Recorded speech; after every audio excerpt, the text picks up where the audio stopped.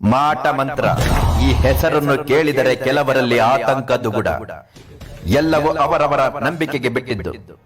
ನಿಮ್ಮ ಮನೆ ಮುಂದೆ ನಿಂಬೆಕಾಯಿ, ಕುಂಕುಮ, ಕುಂಬಳಕಾಯಿ ಯಾರಾದ್ರೂ ಇಟ್ಟು ಹೋದ್ರೆ ಅನುಮಾನವೇ ಇಲ್ಲ, ನಿಮ್ಮ ಹಾಗೂ ನಿಮ್ಮ ಮನೆಯ ಮೇಲೆ ಮಾಟ ಮಂತ್ರ ವಶೀಕರಣ ಆಗಿದೆ ಎಂದು ಅರ್ಥ.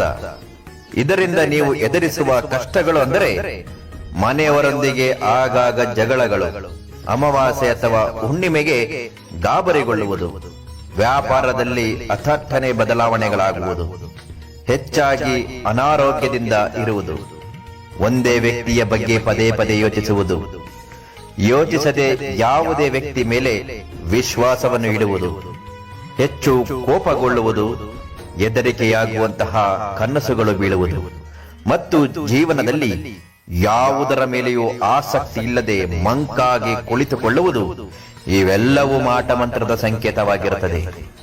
ಇಂತಹ ಮಾಟ ಮಂತ್ರದಿಂದ ನೀವು ಹೊರಗಡೆ ಬರಲೇಬೇಕು, ಇಲ್ಲವಾದಲ್ಲಿ ನಿಮ್ಮ ಜೀವನ ಕಷ್ಟಮಯವಾಗಿರುತ್ತದೆ.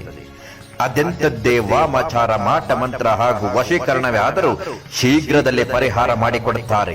ಅದಕ್ಕಾಗಿ ಸಂಪರ್ಕಿಸಿ. ವಿಳಾಸ: ಶ್ರೀ ಕಾಳಿಕಾದೇವಿ ಜ್ಯೋತಿಷ್ಯ ಮಂದಿರ, ಸರ್ಕಾರಿ ಆಸ್ಪತ್ರೆ, ಮುಖ್ಯ ರಸ್ತೆಯ ಹತ್ತಿರ, ಕೊಳ್ಳೇಗಾಲ. Mobile number 8951153739.